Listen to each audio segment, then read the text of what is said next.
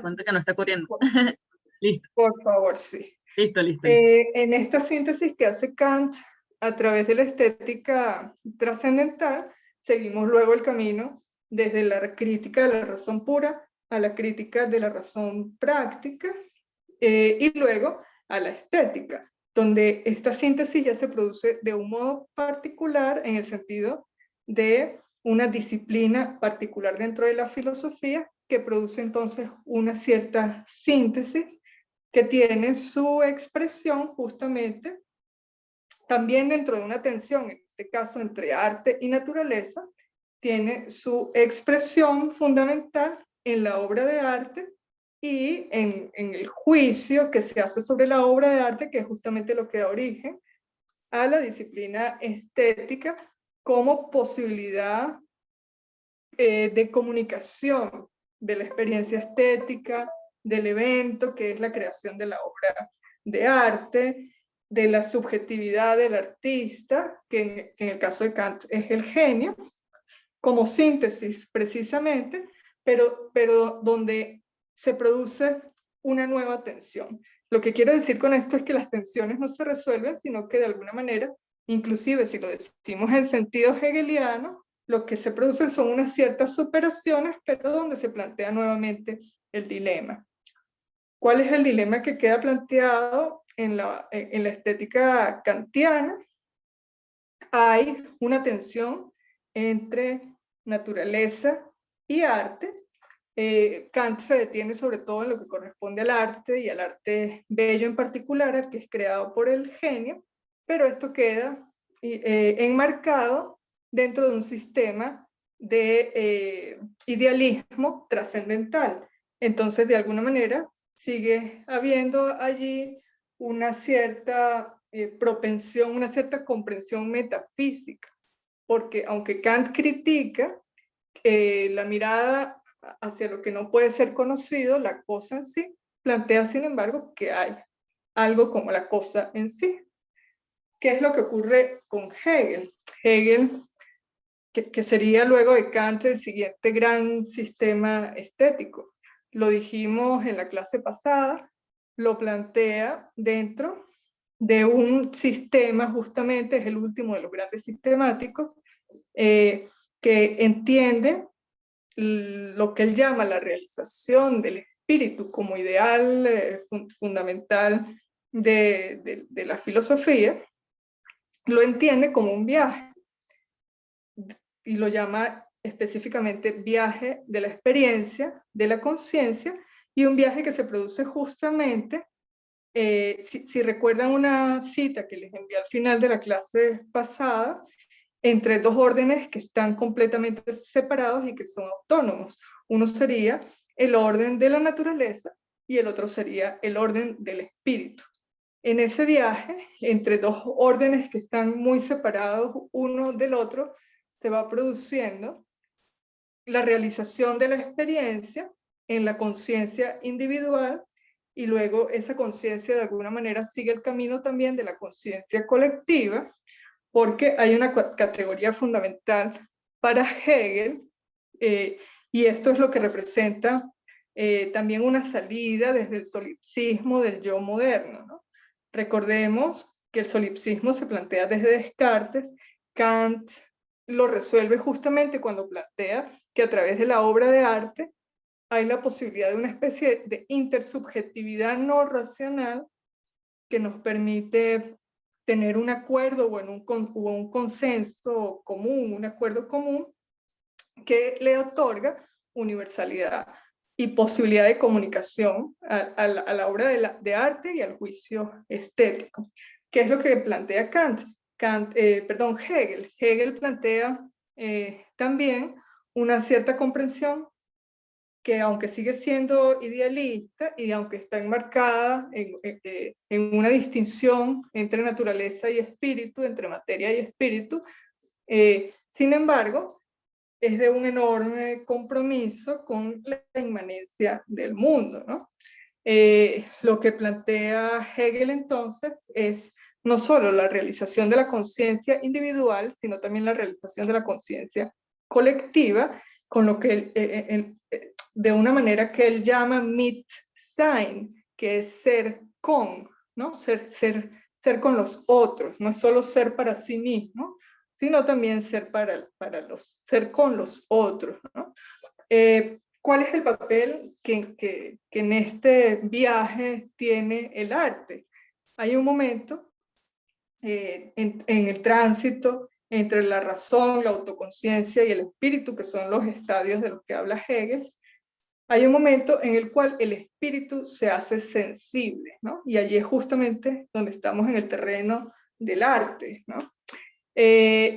Para Hegel, esto ya tiene una enorme cercanía con el final de ese viaje, de la experiencia de la conciencia que se realiza en sí misma y luego se realiza en el mundo con los otros. Pero sin embargo, él le otorga a la poesía un papel fundamental y distinto al de las otras artes. Esto lo dijimos en la clase pasada. El papel fundamental que tiene la poesía es justamente que la poesía tiene una manera de cerrarse sobre sí misma o de encarnar el sí mismo en el significado que eso tiene para Hegel. Justo antes de comenzar la clase, les envié al chat una cita que hace mención al sí mismo o al en sí mismo al que se refiere Hegel. Y ese estar en sí mismo quiere decir justamente que en ese viaje que hace la conciencia, hay un momento en que ella se aleja de sí misma y se aliena.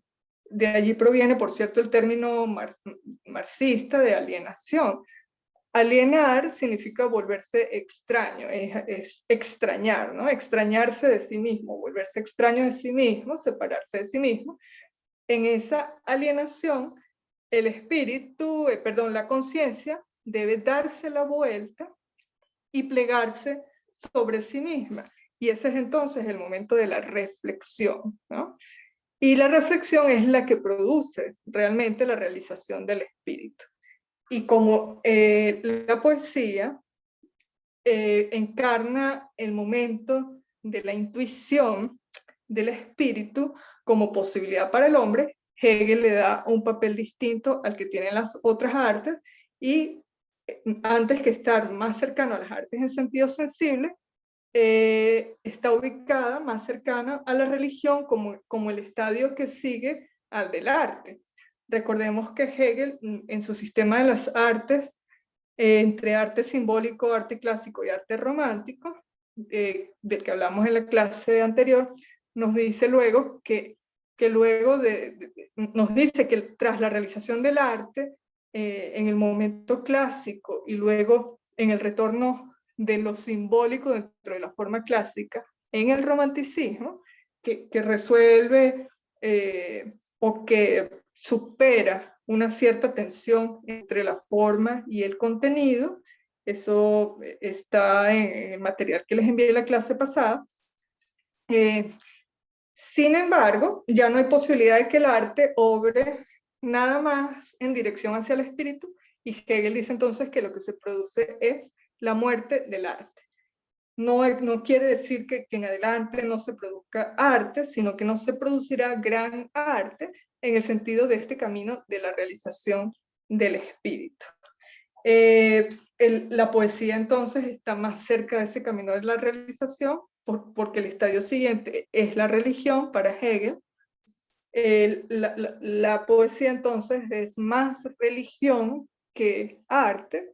En este sentido está muy cercana a la concepción griega de la poesía como profecía, es decir, como una especie de previsión, ¿no? De visión previa de los fenómenos, y en este caso entonces es donde Hegel ubica lo que obra el poeta, lo que hace el poeta a través del poetizar, que es justamente la intuición del espíritu y su expresión a través de los símbolos que le son accesibles al hombre, por supuesto en este caso en el lenguaje, ¿no?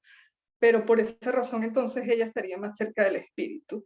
La religión sería el estadio siguiente, y luego el estadio final, donde realmente se produce en todo su esplendor, la expresión sensible del espíritu, es decir, su captación para la comunicabilidad dentro del rango de lo humano, estaríamos hablando ya propiamente de la filosofía. Pero entonces la poesía es cercana tanto a la religión como a la filosofía, en ese sentido de la decibilidad, o en ese sentido en el cual, en el caso de la religión, prever, es decir, intuir, elaborar imagen sobre lo ideal y sobre el espíritu, y en el caso de la filosofía, pensar, tienen cercanía con la poesía. Y ese sería entonces digamos, el esquema en el que nos estaríamos moviendo hoy al tratar de establecer esta relación entre pensar y poetizar, tal como lo menciona el material que se está proyectando.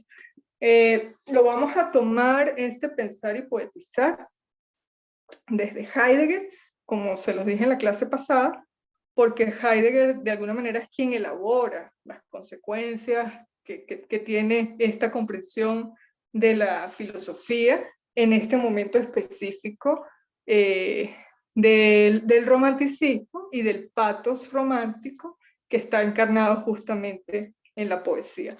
Voy a detenerme un momento para preguntarles si quieren aclarar alguno de los conceptos, o de las nuevas introducciones o de la recapitulación, porque entiendo que son cosas densas y no estoy segura si fueron nuevamente sobre los materiales que envié la clase pasada. ¿Alguna pregunta o algún comentario? Ok. Cierro la cámara. Teresa, estás intentando hablar porque creo que no se te escucha. Es que volvió a mutear justo el micrófono. ¿Sí? Sí, yo creo que sí, pero Teresa, no se te oye.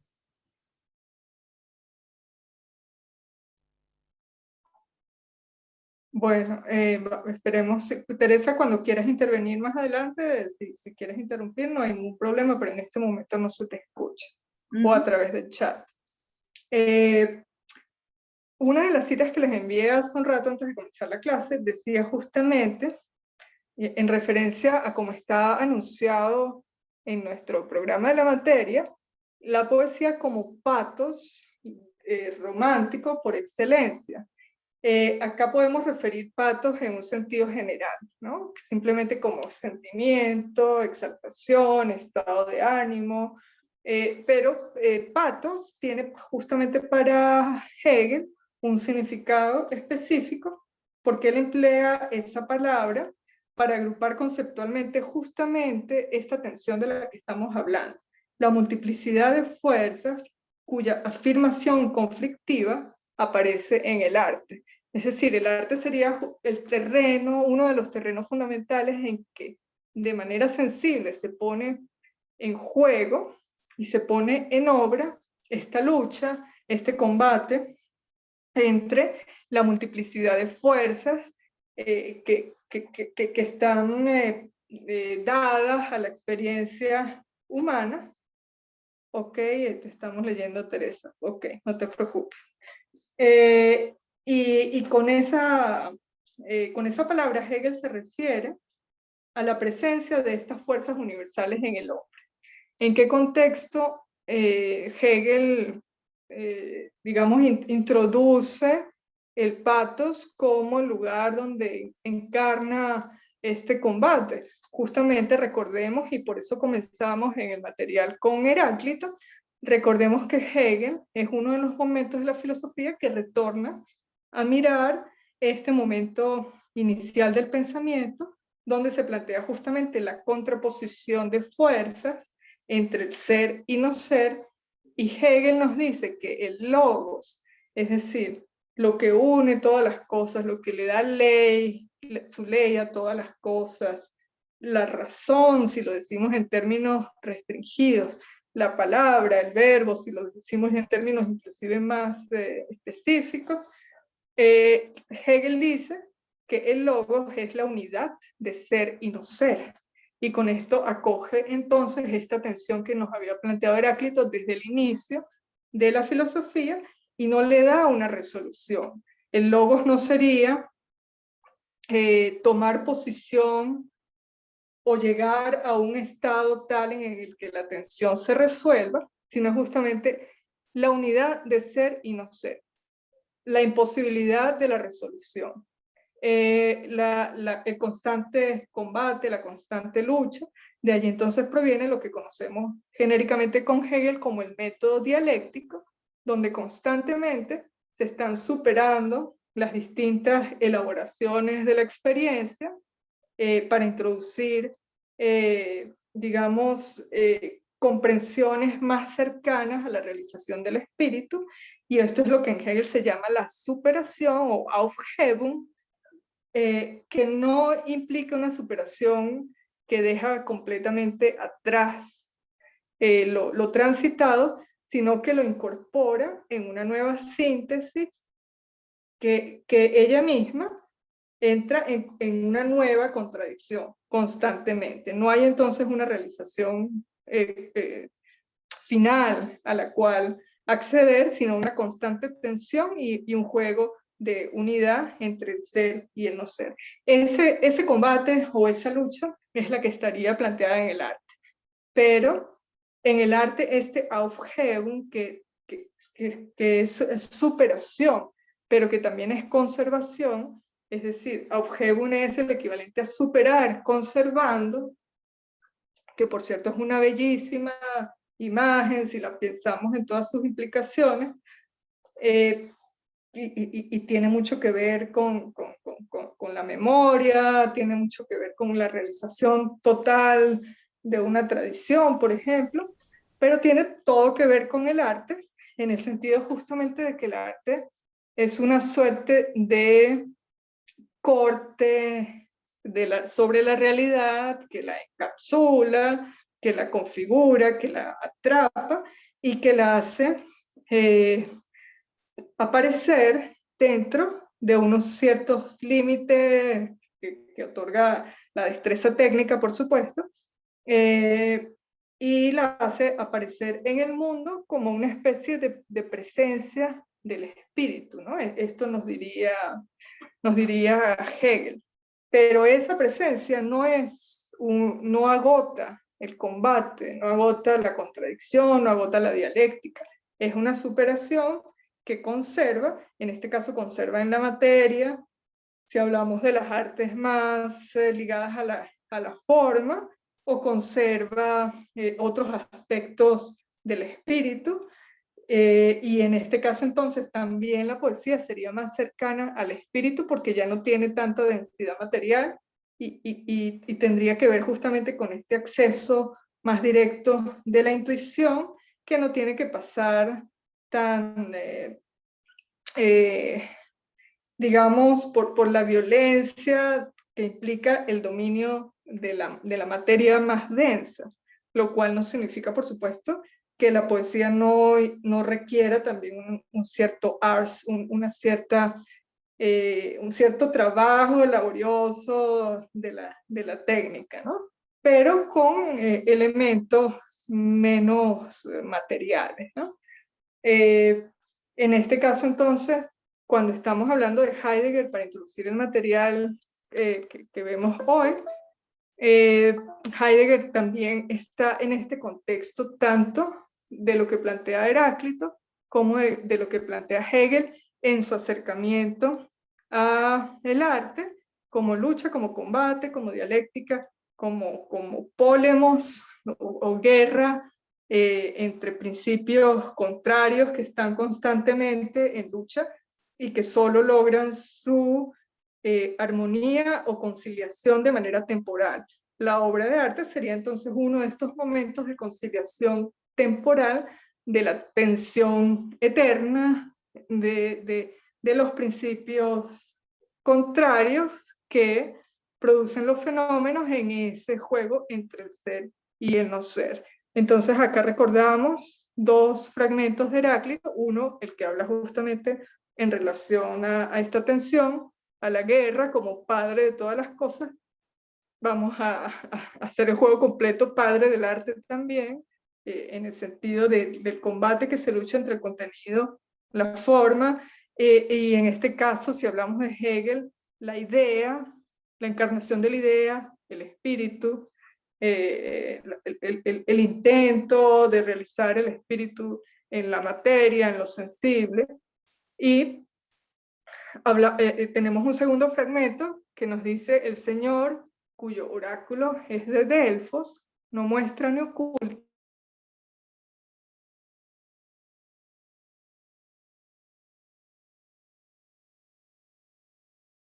El teléfono, me entró una llamada. Ah, te iba a decir que te habías muteado. No. Entonces, justamente, cuando hacemos referencia a este fragmento, el Señor, cuyo oráculo es de Delfos, no muestra ni oculta, sino que señala, estamos en el terreno de la poesía y de la profecía. Si recordamos que es lo que obraba en el oráculo de Delfos, era justamente esto. Perdón. Estoy en una clase.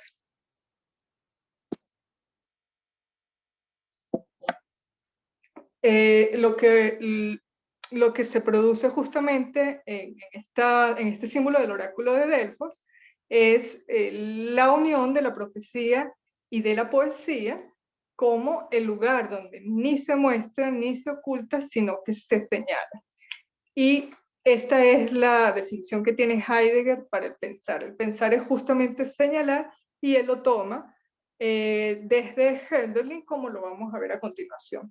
Este poema o este extracto de poema de Hölderlin es el que introduce el texto de Heidegger, ¿qué significa pensar?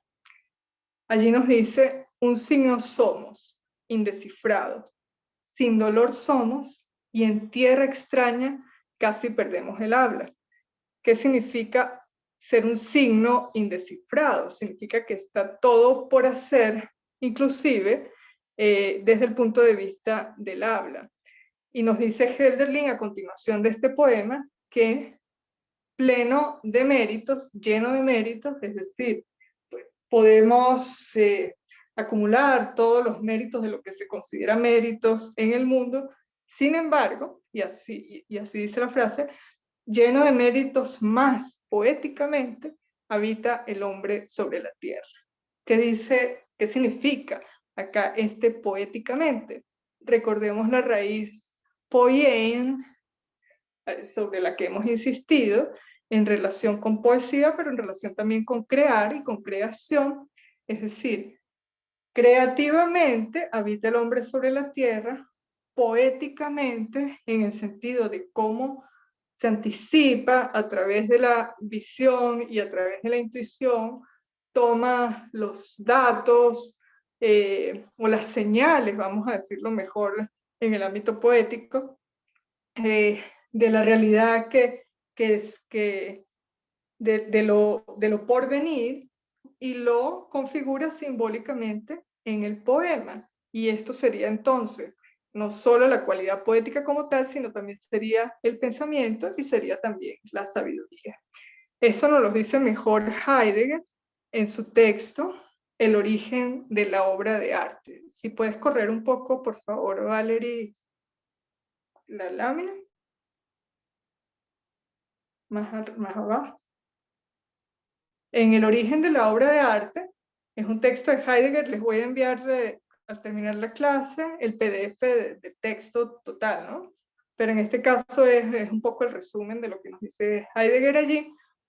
Heidegger piensa el arte no tanto en un sentido material referido a, por ejemplo, al objeto de la obra de arte, y ni siquiera en el sentido de la experiencia estética como tal, sino nos dice el origen de la obra del arte y del artista es el arte. Es decir, no es el artista quien le da origen al arte, sino es el arte el que le da origen al artista. De alguna manera es una inversión. ¿Y qué es el arte para Heidegger? Para Heidegger, el arte es el lugar en el que de mejor manera se pone en obra la verdad.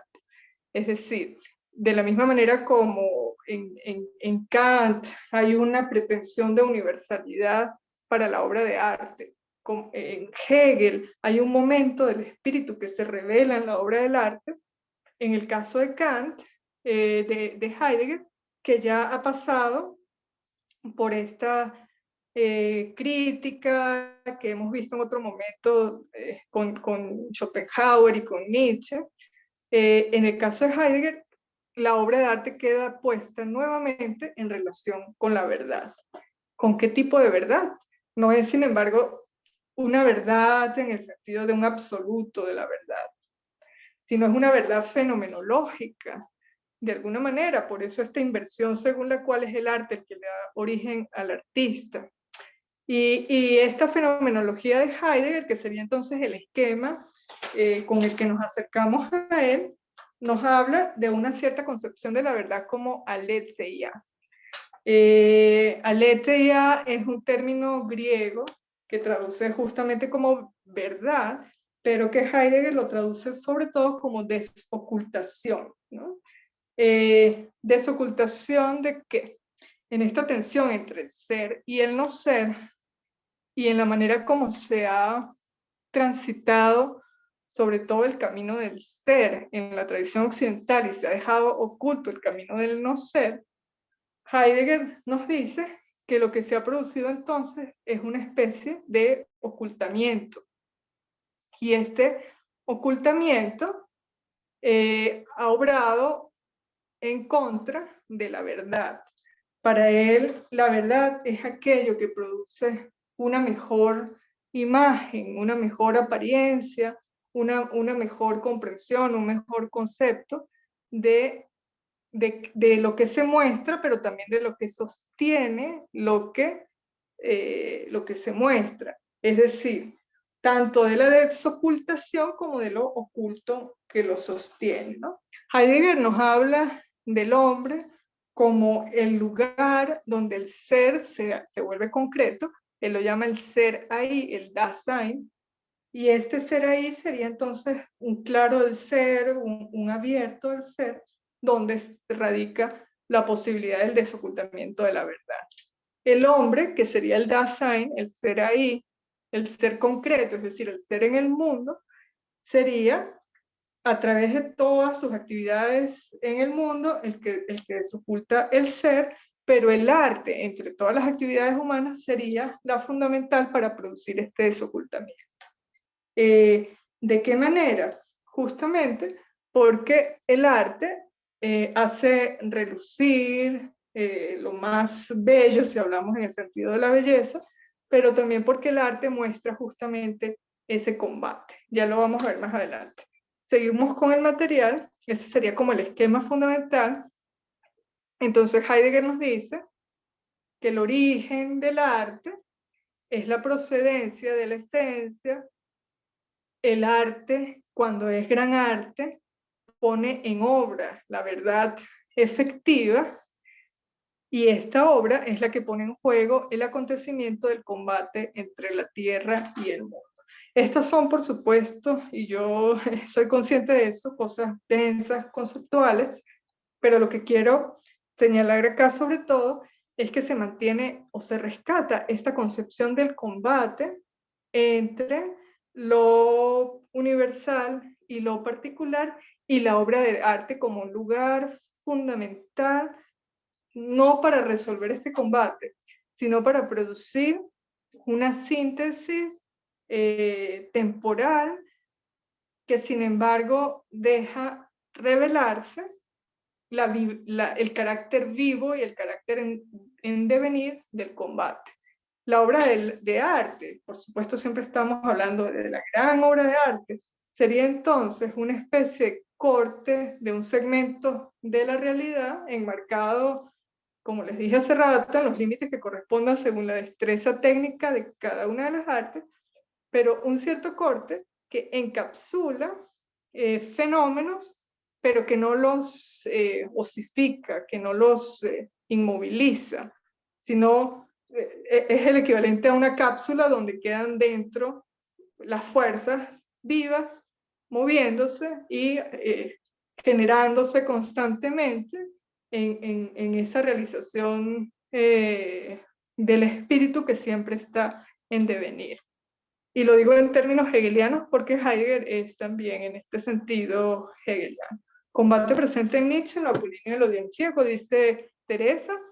Ciertamente, justamente estoy haciendo referencia a una manera distinta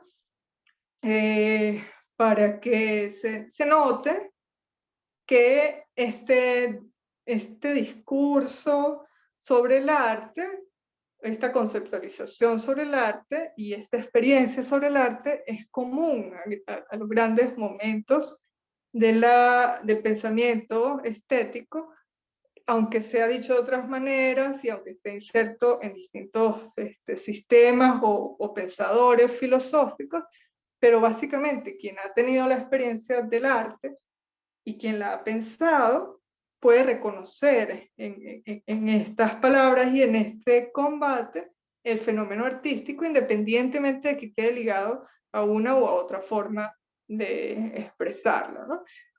Yo quisiera preguntarle en este momento si alguno de los artistas o quienes han tenido experiencias directas, no solo teóricas con el arte, reconoce, digamos, el fenómeno que es la creación artística en este tipo de ideas, según la cual el arte es síntesis de fuerzas en combate. ¿Alguno de los artistas está presente? ¿O alguien que quiera contar su experiencia o su intuición en este sentido? Si lo es, Teresa, sí. En mi experiencia, no solo teórica o filosófica, sino también artística, que la he tenido, digamos, inclusive en un sentido de ámbito en el cual crecí, porque yo provengo de una familia de músicos, académicos, y luego yo misma recibí toda esta formación en mi infancia, y luego, y lo cuento porque yo identifico allí estas progresiones de las cuales habla Hegel, por ejemplo, o de las cuales nos habla Heidegger en el lugar en el que pone la poesía. Desde la música, de alguna manera, se produjo en mí una cierta, exacto, Teresa, se produjo un cierto despertar de la palabra, pero en el sentido poético. Y mi primera experiencia autónoma fue justamente desde la poesía, ¿no? A una edad muy temprana. No sé si ustedes, los caraqueños, recuerdan a una de esas bellas instituciones de los años 90 que luego terminaron arrastradas por el proceso, que también es una palabra hegeliana, que se llamó la Casa de la Poesía Pérez Bonalde en el antiguo CELARC. Tenían un bello concurso de poesía para jóvenes y bueno, yo participé allí muy joven, a los 15 años, obtuve uno de los premios nacionales y el taller era justamente estar unos meses en Caracas recibiendo clases de quienes eran en ese momento y también después los grandes poetas de Venezuela, es decir, Rafael Cadenas, Armando Rojas Guardia, Yolanda Pantin, etcétera, ¿no? Los grandes y bellos nombres de la poesía venezolana. Todavía vivía Lescano, se hacía la Semana de la Poesía en Caracas, a la que yo iba todos los años, y bueno, teníamos esta maravillosa experiencia de escuchar la poesía. Sí, gracias, Claudine. Escuchar la poesía contada por sus, digamos, por sus grandes voces o por sus grandes experiencias. Y lo que yo recuerdo, justamente, y vuelto sobre ello ya en un sentido de autoconciencia, me voy a mantener en los términos hegelianos siempre, de la experiencia hecha en una dirección hacia afuera y luego retornándolo. Sí, eso es lo que plantea Armando justamente, y lo plantea como un momento inclusive de lo que para él Armando Rojas Guardia, quiere decir Valery Weilheim, él lo plantea en un sentido de la experiencia mística, pero en una mística que está completamente ligada no solo en el sentido religioso, sino en el sentido artístico. Y esto es lo que está planteado también en el romanticismo, ¿no? Ese es el tipo de mística que plantea Hölderlin, por ejemplo. Y es el tipo de realización o de posibilidad de un estadio, tal como lo plantea Hegel, o es la posibilidad de un momento de realización de la verdad, tal como lo plantea Heidegger, ¿no? La palabra entonces entendida justamente, la palabra poética, como ese lugar previo donde se produce la simbolización de la tensión entre la verdad, entre el espíritu, inclusive si eso se dice solo en un sentido inmanente, no metafísico. Yo, por cierto, lo digo de esa manera, en mi propia comprensión, no en un sentido metafísico, sino en un sentido en el cual la palabra justamente está en esa tensión en la cual simbolizamos el mundo y empieza la ruptura de la tensión, de lo que separa, para decirlo con los términos de Heidegger, en el origen de la obra de arte y en construir, habitar, pensar.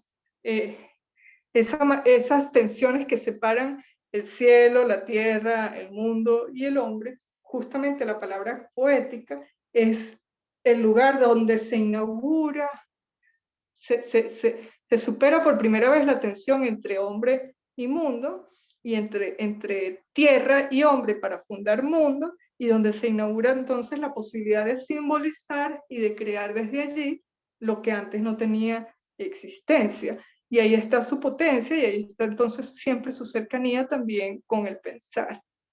Nos dice, para continuar con el material de Heidegger, que la obra es la que pone en juego el acontecimiento del combate entre tierra y mundo, y la obra de arte efectiva es la que logra extraer este evento. En los términos heideggerianos, la Ereignis, que es el evento que es el combate.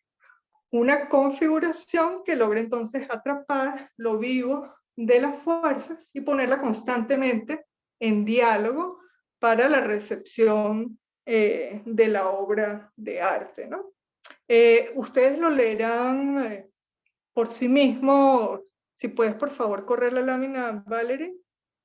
Este resumen, luego en diálogo con el texto de Heidegger, el del origen de la obra de arte, pero allí hay un momento en el cual, más adelante, por favor, donde dice: el arte cuya operación más originaria se muestra en la poesía, allí, en el que está en la mitad, el arte cuya operación más originaria se muestra en la poesía, según Heidegger, es, tanto como el pensamiento, una liberación del Dasein, es decir, una liberación del ser ahí, del hombre, que puede quedar de esta manera arrebatado momentáneamente de su aprisionamiento, de su tensión entre el ente y entre el ser, es decir, entre la concreción de lo particular y lo abierto de lo universal. El arte entonces sería, tanto como el pensamiento, ese momento de liberación. Vemos nuevamente la libertad y la liberación como rasgo fundamental de lo artístico. Y nos dice Heidegger que esta liberación es creadora y autocreadora de mundo. Bueno, ustedes, repito, irán sobre el material con más detalle, pero entonces nos dice Heidegger, para cerrar, que en el reconocimiento, es decir, en la autoconciencia de lo que significa la posibilidad del arte dentro de esta liberación o este momento de liberación de la atención, nos dice Heidegger que es el reconocimiento y el juego con este círculo es la fiesta del pensamiento. Allí es donde está entonces una de las primeras similitudes entre poesía y pensamiento propiamente. El lenguaje, que es previo a todo pensamiento, por supuesto, y a toda obra, serían los términos heideggerianos, genéricamente la casa del ser, así nos dice Heidegger. El lenguaje es la casa del ser, pero desde esa casa del ser se extrae en este juego, con el combate, en este juego que reconoce el combate eterno de las fuerzas, los símbolos que son creadores del mundo, ¿no? Un poco más adelante, por favor, Valen. Pensar y crear son similares en tanto que configuran realidad efectual. En Heidegger, realidad efectual significa realidad viva, realidad que no está inmovilizada, sino que sigue, donde siguen obrando las causas y los efectos para una constante generación de significados. Por ejemplo, si hablamos de la recepción de la obra de arte, sin embargo, y aquí es muy importante aclarar, aunque hay esta similitud, el pensamiento y la poesía, esto es una muy bella imagen de la que nos habla Heidegger en qué significa pensar, son dos titanes en un valle de mortales. Imaginemos nosotros un gran valle donde se levantan dos grandes estatuas, dos grandes titanes que están una frente a otra, pero muy alejados entre sí.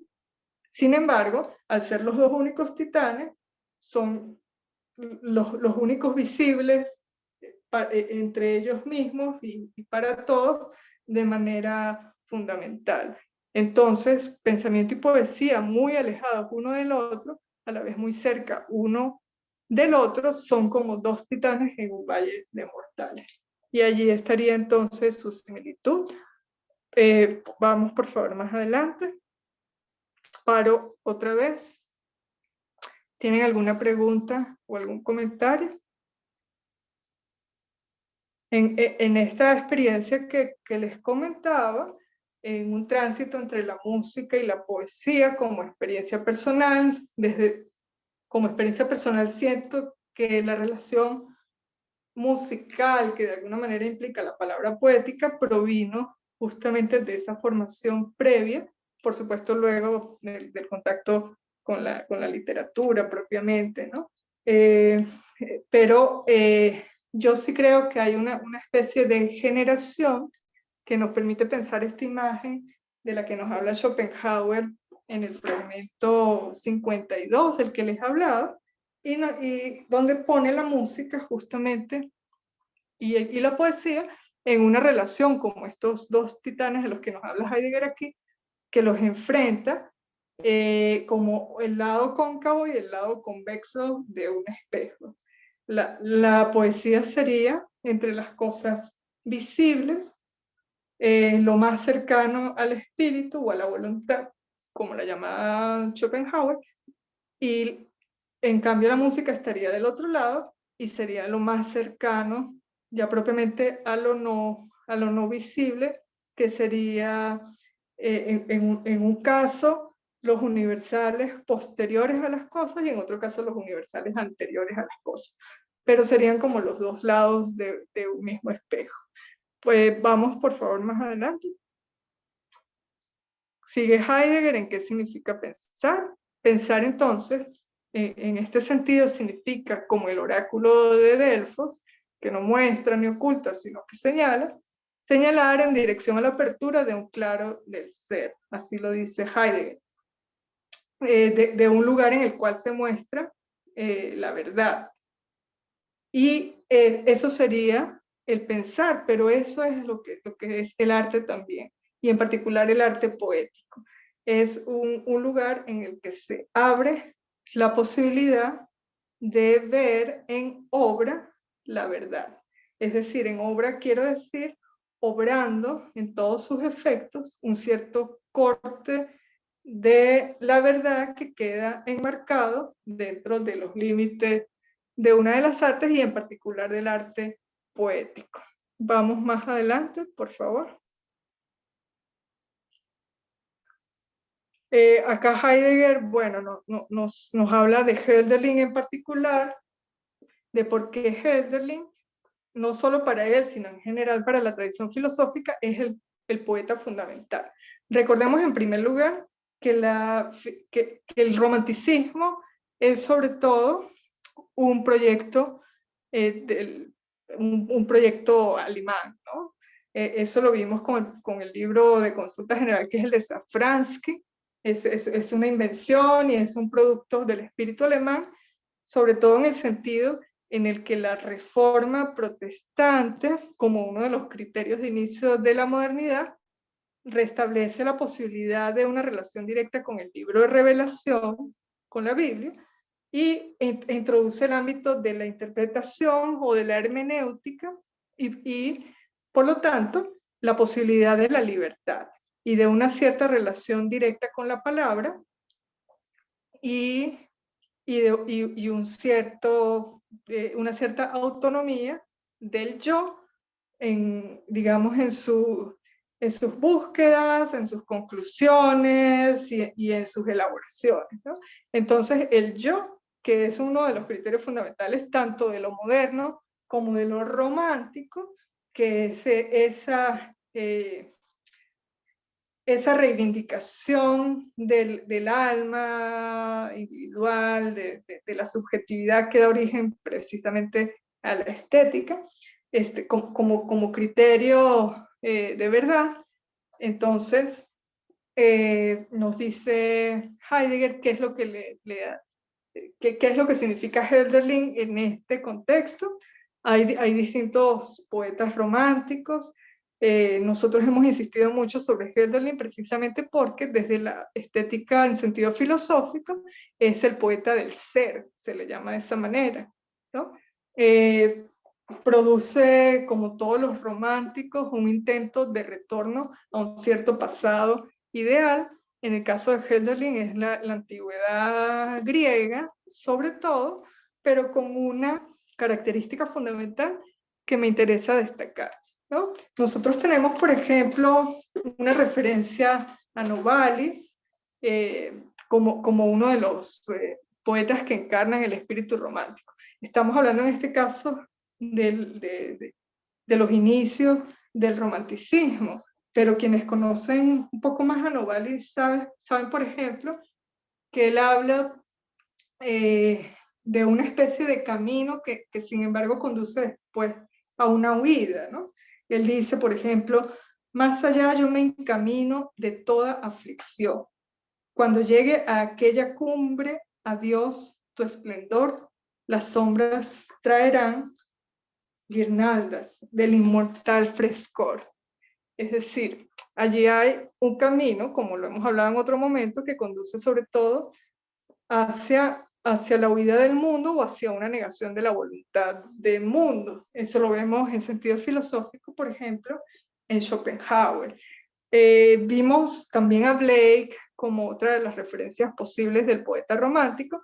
En este caso, Blake es una rara avis, no solo porque pertenece al ámbito inglés, sino porque él produce un universo total de una singularidad como experiencia de creación artística, donde todo un mundo es creado desde la palabra y además en relación con la imagen. Entonces allí hay la puesta en juego no solo del combate que representa cada una de las artes, sino de dos órdenes distintos donde se cruzan entre sí significados, como son el de la palabra y el de la imagen propiamente en el sentido visual.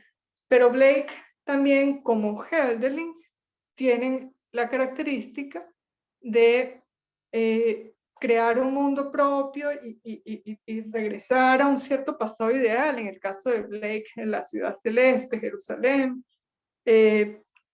pero sin que medie un sentimiento que sí está presente en algunos de los otros poetas románticos y que se convierte entonces en este límite en el cual el romanticismo se puede volver una tendencia destructiva, como lo hemos mencionado en otros momentos.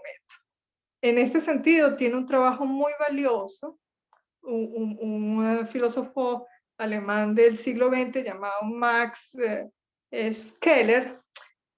Yo lo tengo en físico, no he logrado conseguirlo en digital.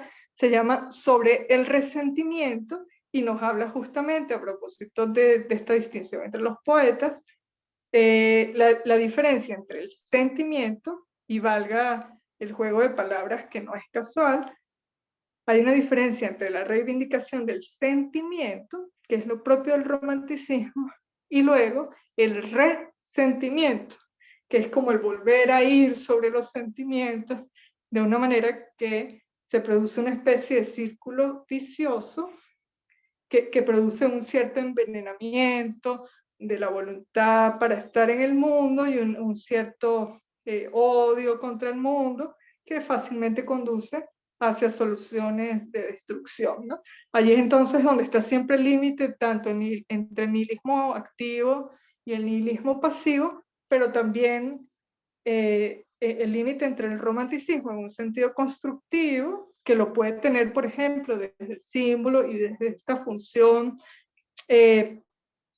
articuladora de mundos que se dibuja también en la palabra poética, o el romanticismo en un sentido destructivo desde este punto de vista del resentimiento, es decir, de la vuelta sobre sí misma ya de una manera viciosa del círculo, que dando vueltas termina produciendo rechazo y huida con respecto al mundo. Seguimos, no nos vamos a detener en el texto de Heidegger con respecto a qué es lo que pone en obra el poeta, pero aquí él cita un poema que lo leerán ustedes luego. Heidegger se pregunta qué tipo de verdad es la que ocurre entonces en la obra de arte, ¿no? Aquí hay un extracto, también para que lo lean con posterioridad, de Bauen, Wohnen, Denken, Construir, Habitar, Pensar, que es otro texto de Heidegger, es una de sus conferencias, donde nos habla propiamente de qué es el habla y de qué tipo de habla o de palabra es la que articula la poesía. Porque no se trata entonces del hablar por el hablar, y en esto se han detenido mucho con la profesora Carmen Alicia. No se trata del signo o del logos en el sentido de la palabra, tal como la desmonta Derrida o la deconstruye, para utilizar su término, en su crítica al logocentrismo, sino es el habla que está en relación con otros órdenes del decir, que no son solamente los de la palabra, y que de alguna manera conforma un lenguaje que interpela los fenómenos y que tiene una cercanía mayor con los fenómenos, ¿no? Y en este sentido nos habla Heidegger entonces también de la poesía como un lugar de revelación, ¿no? Como un lugar donde se produce el claro del ser, donde se pone en obra una mayor concentración de verdad, vamos a decirlo así, pero nuevamente a través de un velo, que nunca la verdad sería contemplable de manera directa para los humanos, sino nuevamente a través de un velo, y el mejor velo sería entonces el de la poesía, en su cercanía también con la filosofía, como los lugares donde se puede extraer de una manera más viva los fenómenos en su realidad efectual y en su relación con la verdad, ¿no? Ahí hay un texto a continuación, por favor, corre la lámina, que es de Paul Valéry. Yo quise introducir este texto para que ustedes lo lean por sí mismos también, porque me gusta especialmente Valéry, pero además él habla allí, y no es muy común verlo en la experiencia propiamente de alguien que ha escrito poesía, que tenga la reflexión sobre la poesía, es decir, que haga filosofía sobre la poesía, que es lo mismo que hace Heidegger, por ejemplo, sobre Hölderlin, y en este caso Paul Valéry habla sobre la poesía y el pensamiento abstracto. Se los recomiendo mucho porque justamente nos muestra esa tensión entre las abstracciones filosóficas y la experiencia de la creación propiamente, ¿no? En este caso de la creación poética.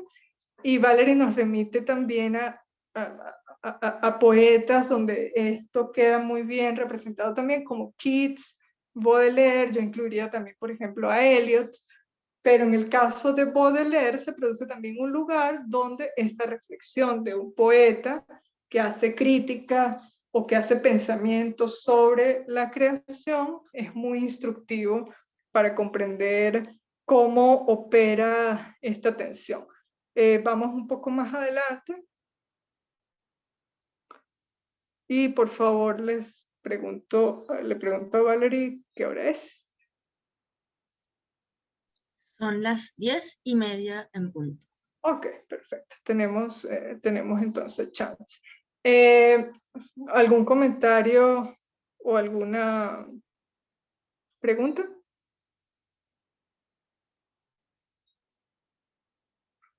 Yo creo que vamos chévere. Ok, vamos bien. Entonces, ¿en qué sentido la poesía entonces se presenta, y en este caso, refiriéndonos siempre a la poesía romántica, se presenta como un lugar donde se muestra ya no solo la tensión de lo universal y lo particular, sino también la tensión del problema y del asunto de lo romántico propiamente? Si mencionamos a Novalis como un tipo de poesía que pone en obra todo el pathos romántico, esta tensión entre las fuerzas que ocurren en la experiencia del hombre, pero cuya solución es hacia la huida, vemos a Blake como un lugar en el que se produce, por el contrario, la creación de mundo. Vemos, por ejemplo, a Hölderlin también como un lugar en el que hay un retorno hacia la antigüedad griega, pero no en un sentido de resentimiento. Y vemos otros lugares más cercanos del romanticismo americano, por ejemplo, como Whitman, donde hay una celebración de la vida, y eso también es lo propio del romanticismo, una celebración del yo y de la subjetividad, pero en el caso de Whitman, en un sentido universal, ¿no? ¿Quién conoce el poema, por ejemplo, Canto a mí mismo? Si alguien puede conseguirlo y leerlo en un rato, sería muy bueno, pero nos dice Whitman justamente, yo me celebro y me canto a mí mismo, porque en mí mismo está todos los hombres y está toda la naturaleza, más o menos por allí va la cosa, ¿no? Yo lo tengo por aquí.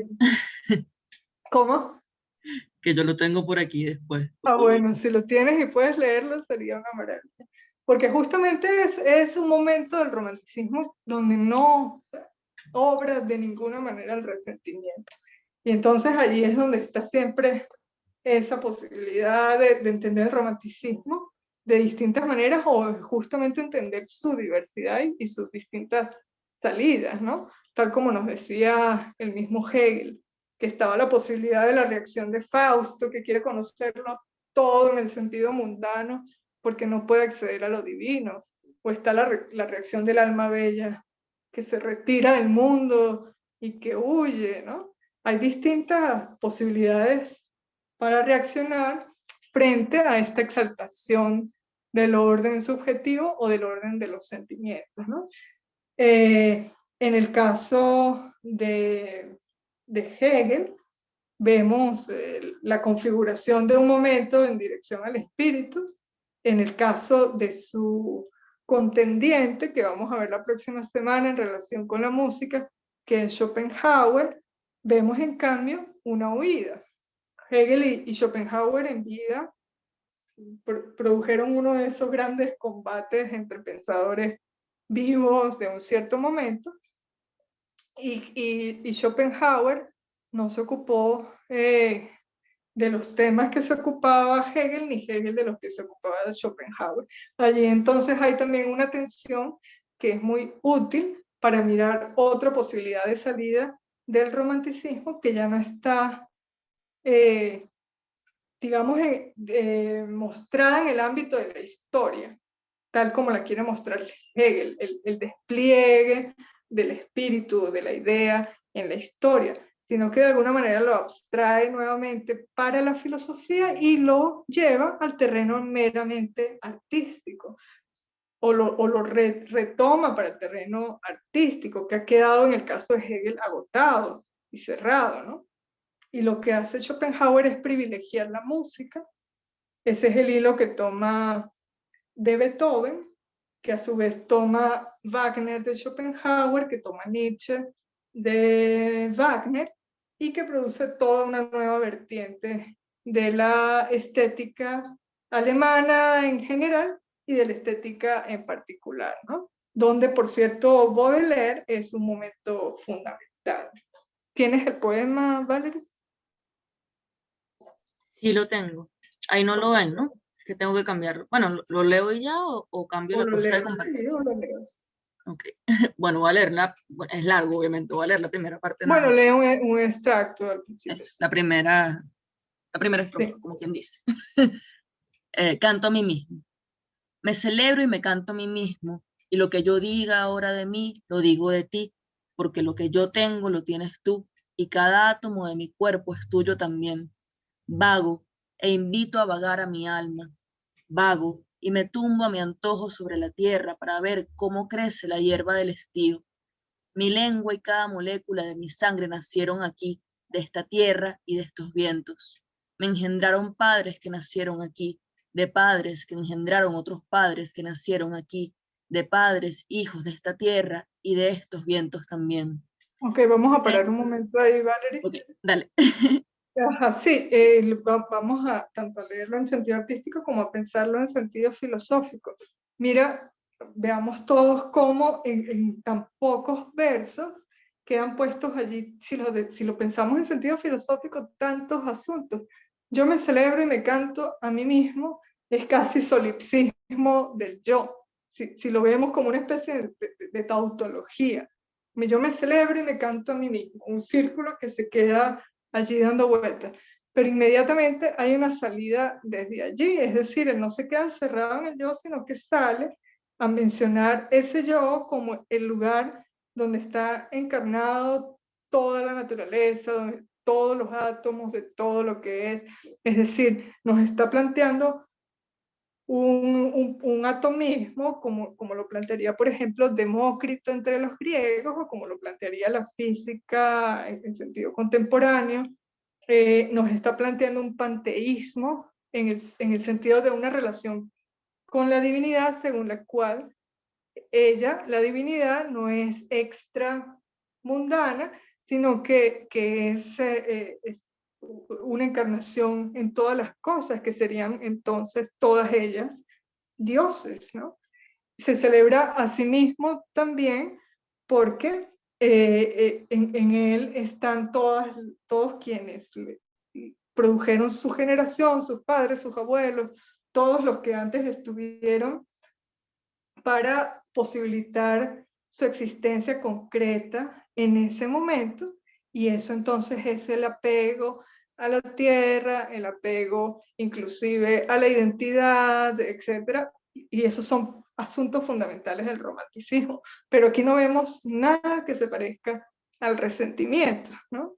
Entonces ahí hay una diferencia fundamental en cómo se toman estos temas y cómo se ponen en juego. Se puede hablar de, inclusive, aunque a mí no me guste mucho esa palabra, dentro de los usos abusivos que se producen de ella, la palabra identidad, ¿no?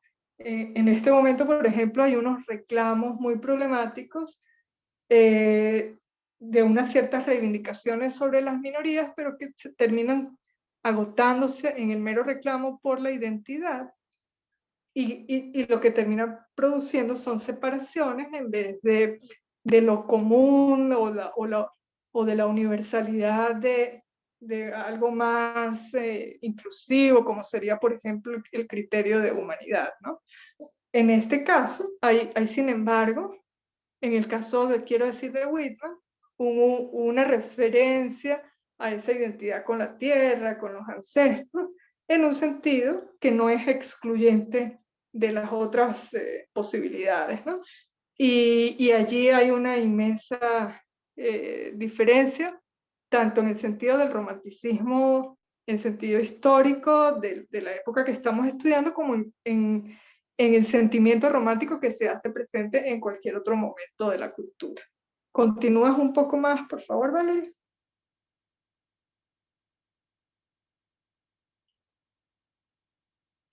con el poema, quiero decir, de Whitman. Ah, ok, voy. Ajá. Tengo 37 años, mi salud es perfecta y con mi aliento puro comienzo a cantar hoy y no terminaré mi canto hasta que me muera. Que se callen ahora las escuelas y los credos, atrás, a su sitio. Sé cuál es mi misión y no lo olvidaré, que nadie lo olvide. Pero ahora yo ofrezco mi pecho, lo mismo al bien que al mal. Dejo hablar a todos sin restricción y abro de par en par las puertas a la energía original de la naturaleza desenfrenada. Para allí un momento. Allí podríamos reconocer, por ejemplo, la tensión entre naturaleza y cultura. Cuando él hace una exaltación de la naturaleza y habla en contra de las escuelas. Esto es un sentimiento muy rusoniano, por ejemplo, ¿no? Lo que está implicado en el Emilio de Rousseau y lo que está implicado también en el discurso sobre las ciencias y las artes. Pero lo dice desde la palabra poética en un sentido que tiene un vuelo distinto al de las sentencias condenatorias de la realidad que pretenden ser un cierre definitivo de una discusión, ¿no?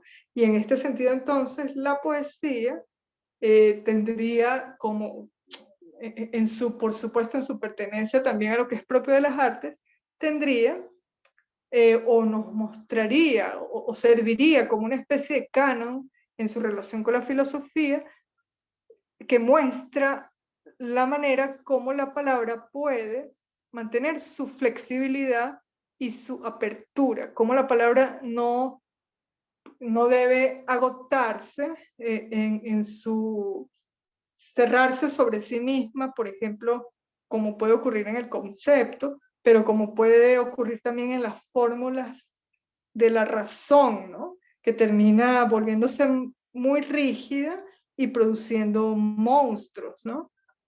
Justamente uno de los pintores asociados con el romanticismo, en este caso Goya, nos habla justamente del sueño de la razón, ¿no? Que produce monstruos. El sueño de la razón que produce monstruos es justamente este momento en el que digamos, se produce una rigidez tal de ella en esta relación de tensión, por supuesto, entre razón y sentimiento, un cerrarse tal que termina produciéndose monstruos, tanto como produce monstruos el sentimiento hiper exaltado, ¿no? Entonces, esto lo reconocemos en el poema de Whitman, pero de una manera que no es negadora del mundo, que no es destructora del mundo, que puede señalar las contradicciones, pero que no cierra la discusión de una manera tajante y definitiva como una especie de condena sobre la realidad, ¿no? Vamos a parar aquí con Whitman, no tenemos nunca mucho tiempo, y en este caso vamos a pensar entonces en otros poemas, en otros poetas, perdón. ¿Quién de ustedes conoce algún otro de los poetas fundamentales del romanticismo y puede identificar alguno de estos rasgos en su poesía? Puede ser también en el sentido más cercano, ¿no? El romanticismo norteamericano o americano en general, o de las expresiones del romanticismo en nuestra realidad más cercana del ámbito venezolano, por ejemplo. Allí al final hay dos ejemplos de eso. ¿Quién tiene algún comentario sobre poesía romántica? ¿Algún autor al cual conozca?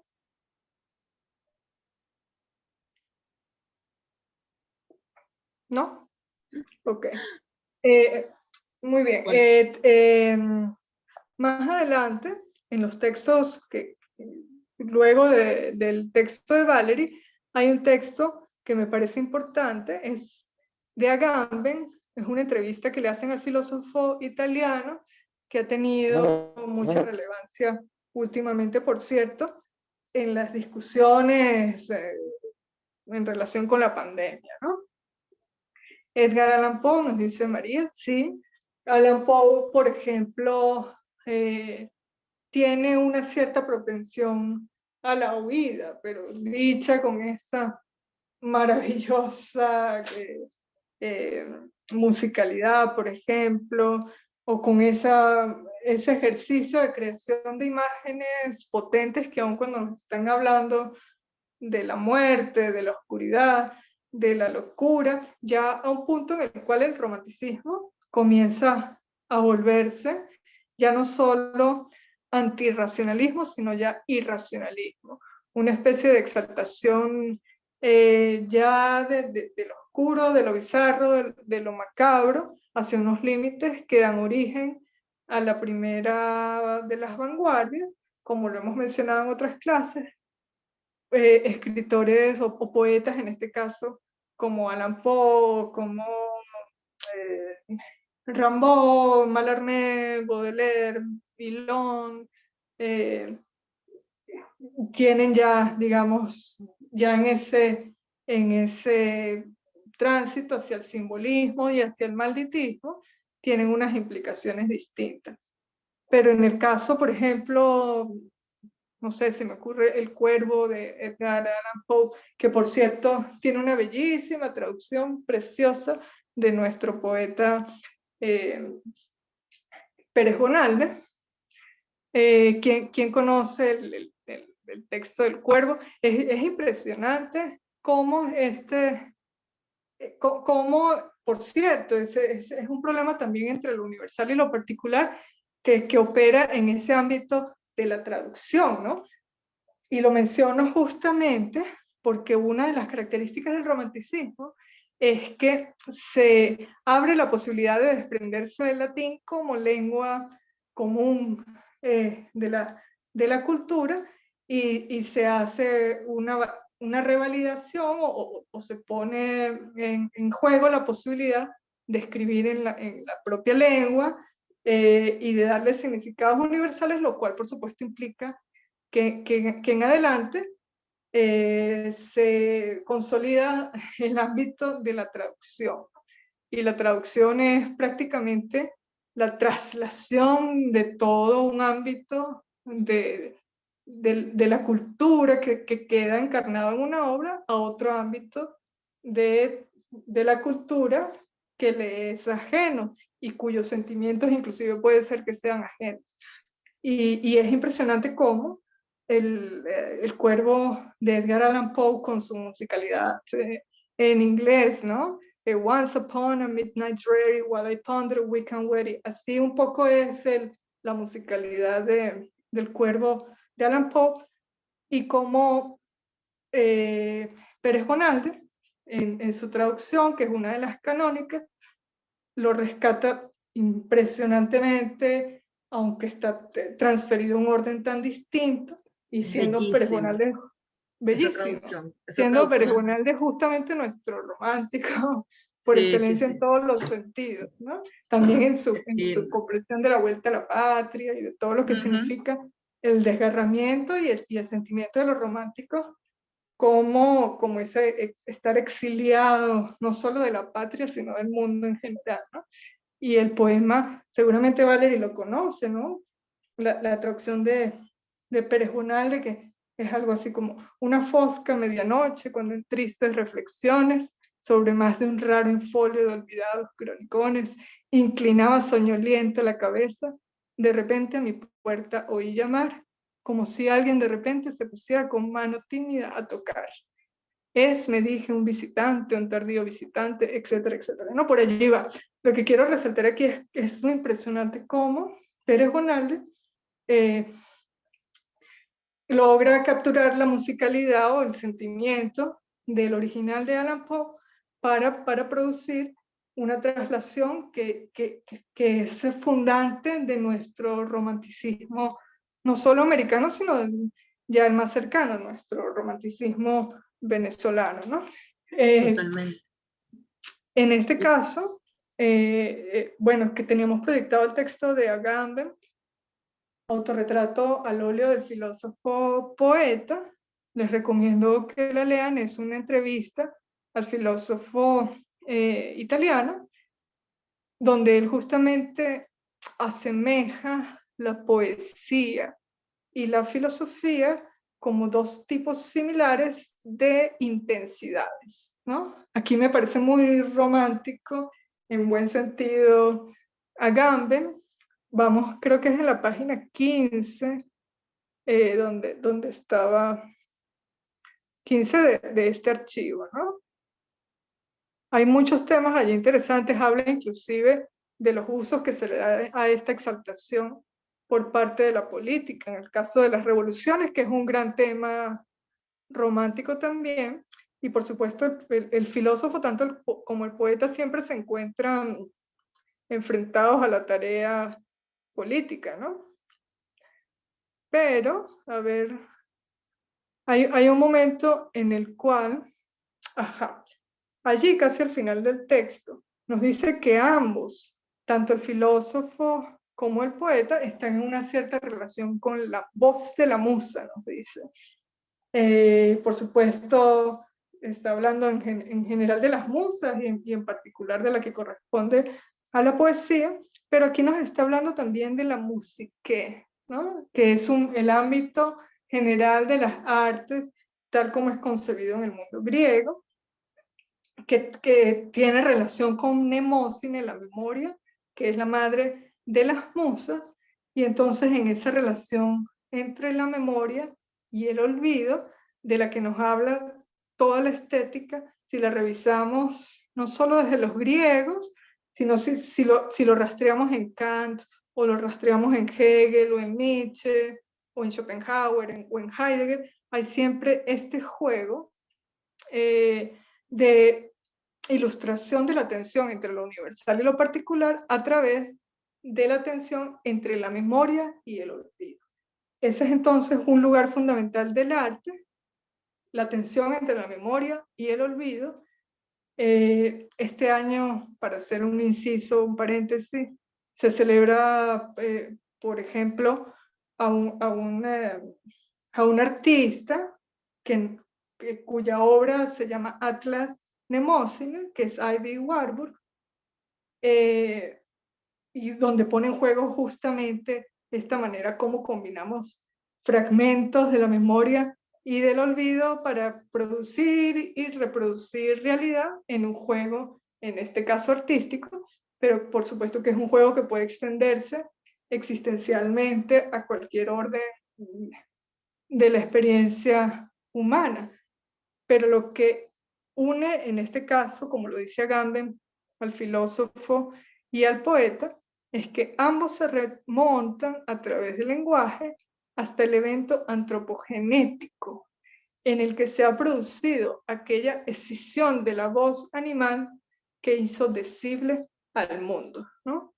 Allí es donde entonces se unen nuevamente ellos, el filósofo y el poeta, en esa posibilidad de retorno a lo inicial, así lo llama Heidegger también, y Agamben es muy cercano a Heidegger, ese retorno a lo inicial, que no es un retorno cronológico a un momento de nacimiento de la filosofía, por ejemplo, o a la cultura griega, o a cualquier origen en un sentido cronológico, a cualquier origen que le dé fundamento al mundo. No se trata de eso. Cuando se produce ese tipo de retornos a un supuesto fundamento originario, previo al momento presente, es justamente donde se habla de fundamentalismo, ¿no? Y eso es una tarea distinta.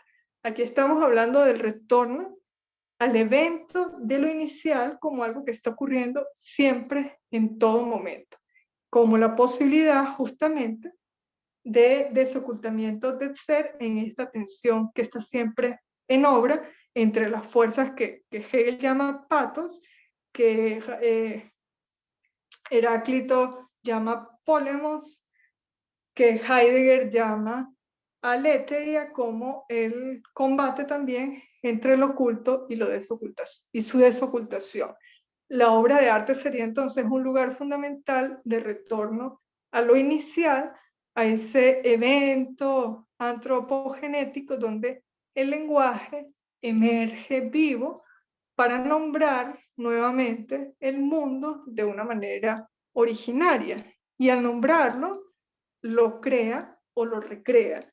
Y ahí es entonces donde está siempre su potencia y su cercanía, digamos, con lo mejor de la posibilidad que tiene tanto el arte como la filosofía. Aquí entonces el filósofo y el poeta serían vistos desde esta manera, compartirían un poco la cualidad del sabio, en el sentido como lo piensa la filosofía, como ideal de la filosofía, inclusive en el ámbito estético, porque justamente sería el lugar en el que se reconoce la atención y donde ella se puede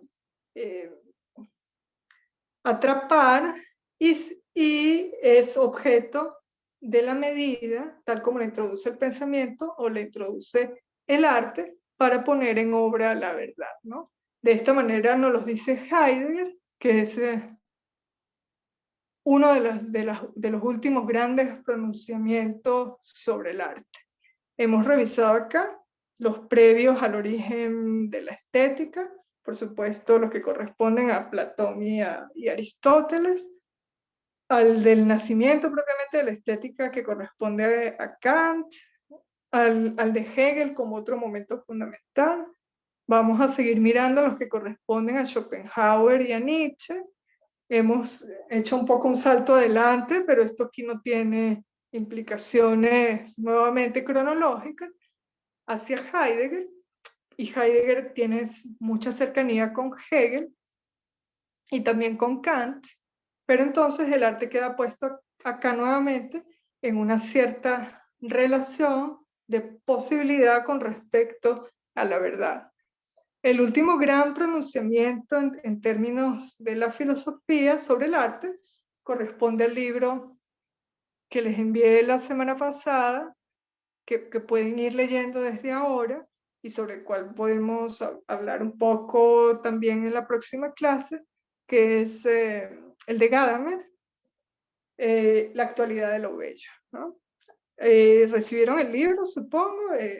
Allí Gadamer reintroduce el asunto de la belleza, que queda fuera, en este paso entre el romanticismo y postromanticismo, queda fuera de la esfera del arte como lo que propiamente se critica en todo el camino de las vanguardias artísticas e inclusive políticas, y luego con este retorno de el arte a una relación con la verdad, tal como lo hace Heidegger, y el arte en una relación con el símbolo, el juego y la fiesta, como lo hace Gadamer,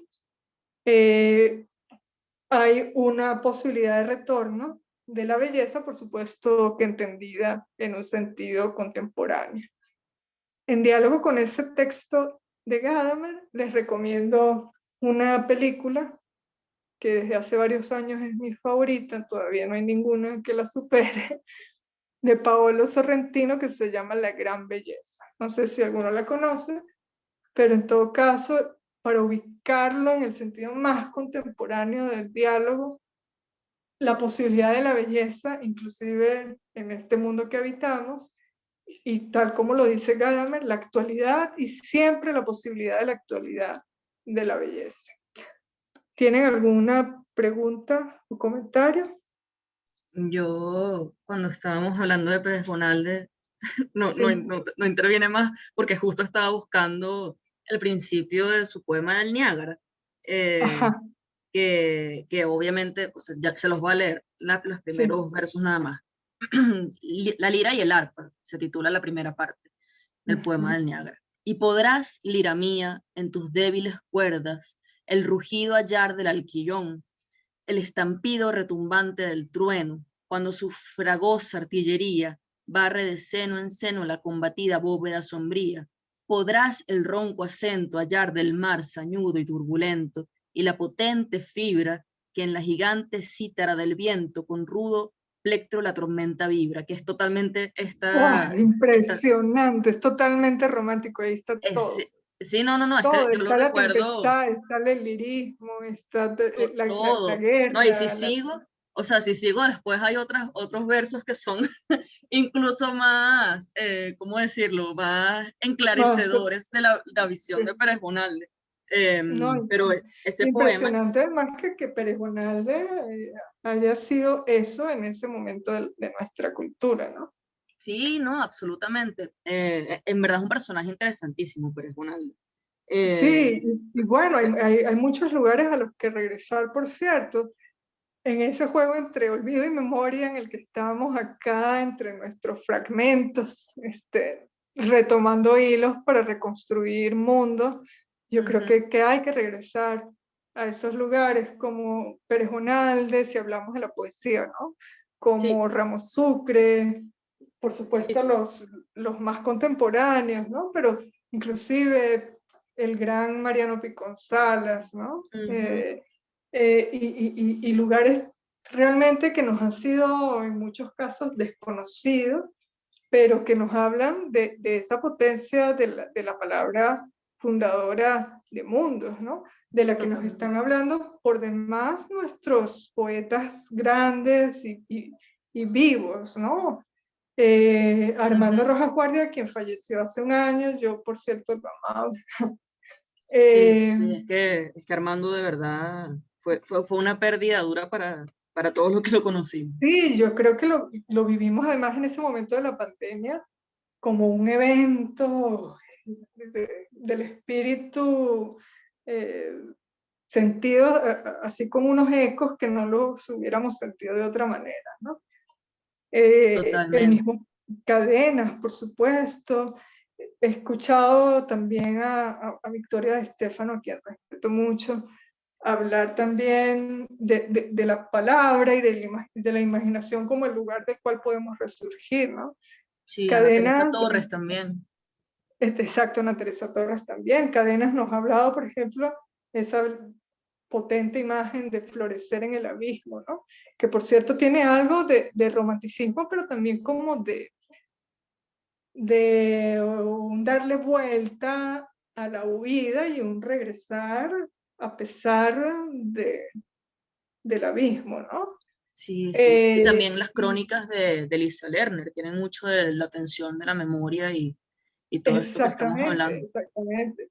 Y bueno, aquí justamente para finalizar tenía la referencia a dos escritores venezolanos, poetas justamente.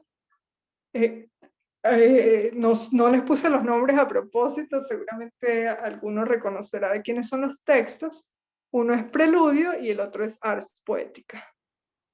Preludio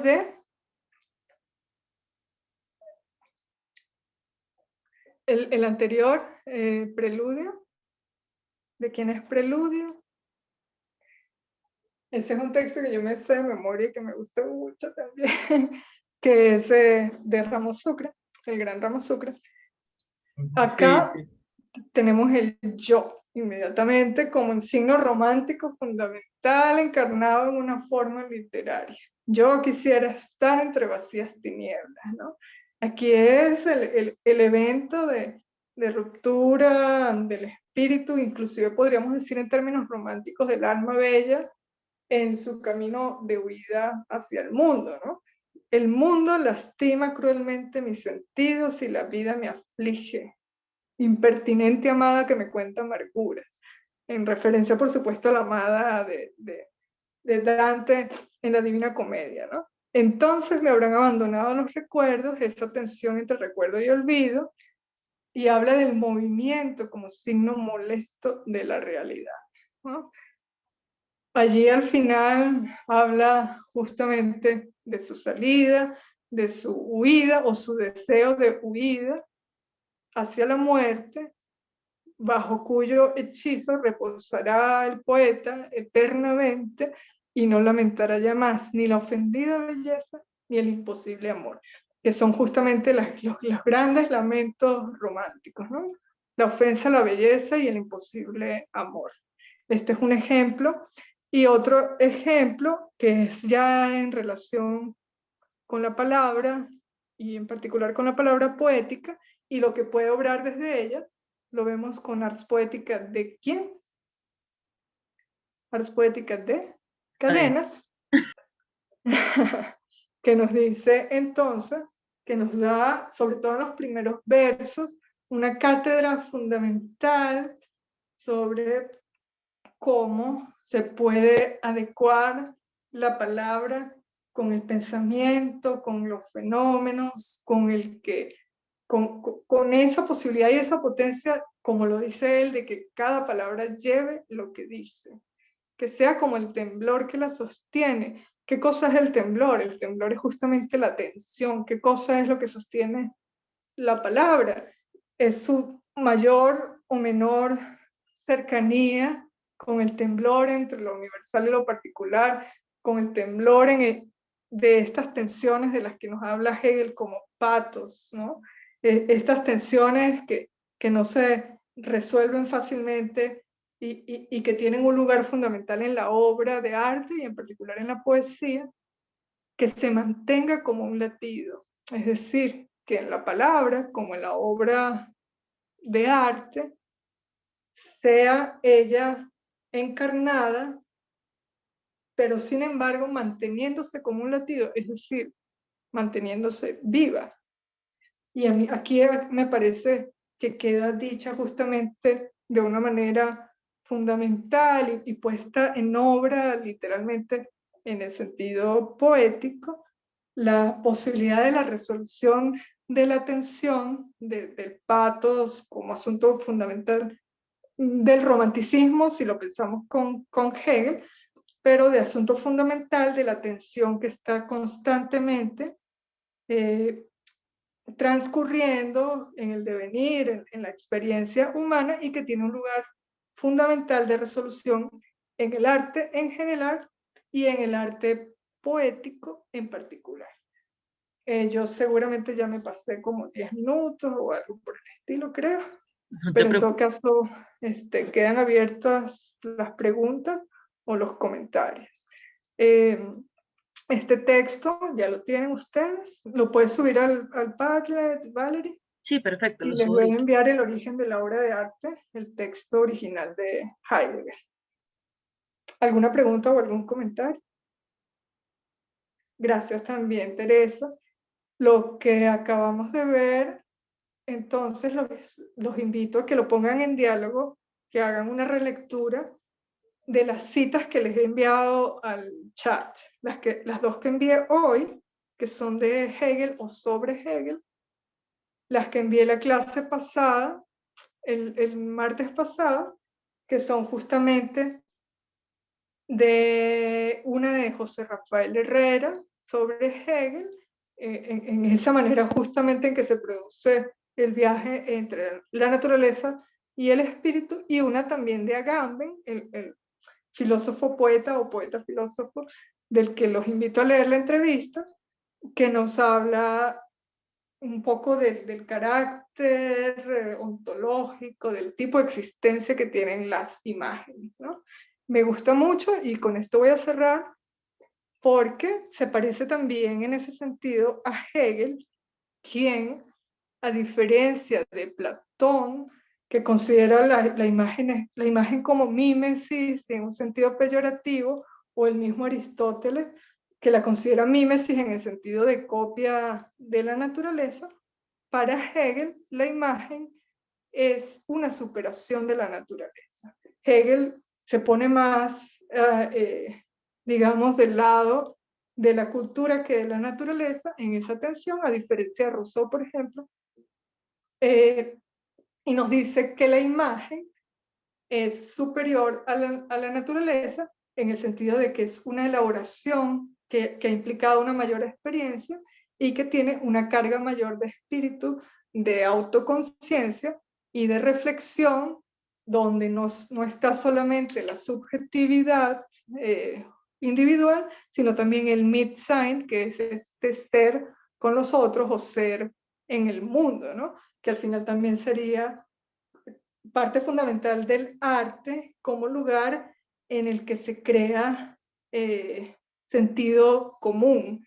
Y veremos inclusive con Gadamer en el que se crea, o desde el que se crea, comunidad, con las formas, por supuesto, actuales y posibles, pero siempre en este sentido de lugar de unificación y comunicabilidad. Si no hay ninguna otra pregunta, ningún comentario, cerramos acá entonces. Bellísima clase, profe. Gracias, Valerie. Ya Bueno, estoy aquí gracias también. maquinando el trabajo final, ¿sabes? Bueno, imaginen lo que quieran con las referencias de los textos y de las cosas de las que hemos hablado. Y recuerden que hay un texto allí base de Safransky. Hay un texto de consulta, nada más, que les voy a enviar, que es de un filósofo contemporáneo, Isaiah Berlin, más de tipo político en general, pero que tiene un trabajo sobre el romanticismo que es muy valioso. Les voy a mandar ese trabajo también como texto de consulta, y por lo demás, pues ustedes escojan libremente. Si requieren alguna consulta particular, estoy siempre a la orden a través del chat.